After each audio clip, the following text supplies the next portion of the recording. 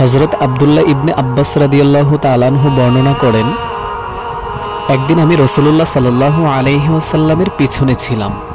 তিনি আমাকে বললেন, হে যুবক, কে কয়েকটি কথা শেখাবো।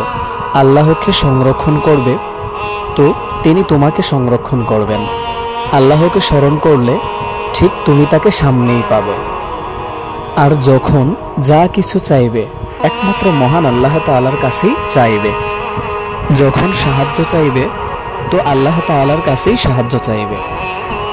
জেনে রাখো, সমস্ত মানুষ যদি তোমার কোনো উপকার করতে চায়, তবে আল্লাহ তোমার জন্য যা নির্দিষ্ট করে দিয়েছেন তা ব্যতীত আর কোনো উপকার করতে পারবে না। আর যদি সমস্ত মানুষ তোমার কোনো নির্দিষ্ট খারাপ কোনো কিছু করতে চায়, তবে আল্লাহ তোমার জন্য যা নির্দিষ্ট করে দিয়েছেন তা ব্যতীত আর কোনো অনিষ্ট করতে পারবে না। ঠিক কলম তুলে নেওয়া হয়েছে এবং পৃষ্ঠ শুকিয়ে গেছে। হযরত আবু হুরায়রা রাদিয়াল্লাহু তাআলা আনহু হতে বর্ণিত, তিনি বলেন, রাসূলুল্লাহ সাল্লাল্লাহু আলাইহি ওয়াসাল্লাম বলেছেন, তোমরা ঈমানদার না হওয়া পর্যন্ত জান্নাতে প্রবেশ করতে পারবে না। আর যতক্ষণ পর্যন্ত না তোমাদের পারস্পরিক ভালোবাসা গড়ে উঠবে, ততক্ষণ পর্যন্ত তোমরা প্রকৃত ঈমানদার হতে পারবে না। আমি রাসূল কি তোমাদের এমন একটি কাজ বলে দেব না, যা করলে তোমরা একে অপরকে ভালোবাসবে? আমি রাসূল তোমাদেরকে বলে দিচ্ছি, তোমরা আপোষের মধ্যে সালাম প্রচার করো এবং পরস্পরকে ভালোবাসো, তাহলেই তোমরা একে একে ঈমানদারে পরিপূর্ণ হতে পারবে। হযরত আবু হুরায়রা রাদিয়াল্লাহু তাআলা আনহু হতে বর্ণিত, রাসূলুল্লাহ সাল্লাল্লাহু আলাইহি ওয়াসাল্লাম বলেছেন, যে ব্যক্তি আল্লাহকে ও আখিরাতকে বিশ্বাস করে, তার হয় উত্তম কথা বলা উচিত অথবা চুপ থাকা উচিত। আর যে ব্যক্তি আল্লাহকে ও আখিরাতকে বিশ্বাস করে, আপন প্রতিবেশীর প্রতি তার সদয় হওয়া উচিত। আর যে ব্যক্তি আল্লাহকে ও আখিরাতকে বিশ্বাস করে, আপন অতিথিকে তার সম্মান করা উচিত। হযরত আবু হুরায়রা রাদিয়াল্লাহু তাআলা আনহু বলেন, রাসূলুল্লাহ সাল্লাল্লাহু আলাইহি ওয়াসাল্লাম বললেন, প্রকৃত বলবান ও বীর সে নয় যে শক্তিতে কাউকে হারিয়ে দেয়।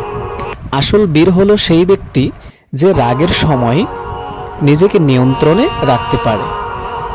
হযরত সাওবান রাদিয়াল্লাহু তাআলা আনহু থেকে বর্ণিত, তিনি বলেন, রাসূলুল্লাহ সাল্লাল্লাহু আলাইহি ওয়াসাল্লাম নামাজ শেষ করে 3 বার ইস্তিগফার করতেন এবং বলতেন, আল্লাহুম্মা আনতাস সালামু ওয়া মিনকাস সালাম বারাকতা জাল জালালি ওয়াল ইকরাম। অর্থাৎ, হে আল্লাহ, তুমিই শান্তি, কল্যাণময় এবং সম্মান ও প্রতিপত্তির উত্তরাধিকারী। হাদিস বর্ণনাকারী ওয়ালিদ বলেন, আমি আওয়াজিকে জিজ্ঞেস করলাম, রাসূলুল্লাহ সাল্লাল্লাহু আলাইহি ওয়াসাল্লাম ঠিক তিনি কিভাবে ইস্তিগফার পাঠ করতেন? তিনি আমাকে বললেন, রাসূলুল্লাহ সাল্লাল্লাহু আলাইহি ওয়াসাল্লাম বলতেন, আস্তাগফিরুল্লাহ আস্তাগফিরুল্লাহ। নবী করিম সাল্লাল্লাহু আলাইহি ওয়াসাল্লামের কাছে এক ব্যক্তি এসে বলল, ইয়া রাসূলুল্লাহ, ইয়া হাবিবাল্লাহ, আমি স্বপ্নে দেখেছি আমার মাথা কেটে ফেলা হয়েছে। এ কথা শুনে নবী করিম সাল্লাল্লাহু আলাইহি ওয়াসাল্লাম উনি হেসে ফেললেন আর বললেন, ঘুমের মধ্যে শয়তান তোমাদের কারো সাথে যদি দুষ্টুমি করে, তবে তা মানুষের কাছে বলবে না।